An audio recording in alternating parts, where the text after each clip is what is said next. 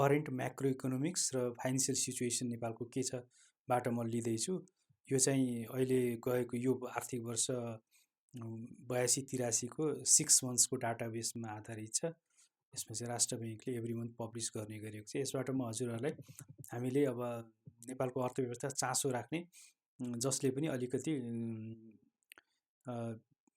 चाहिँ हेर्न पर्ने डाटा हुन्छ र यो अहिले अब भनौँ न अहिले आउँदै गरेको निर्वाचन पनि आउँदैछ भनेपछि हामीले कस्तो अब पार्टीहरूले आफ्नो आफ्नो घोषणापत्रमा कमिटमेन्ट गरेका छन् हैन के गरिरहन्छ भने हामीले कस्तो मान्छे छान्ने भन्दा नि कमसेकम हामीलाई मेन चाहिएकै नेपालको आर्थिक विकास हो नि त।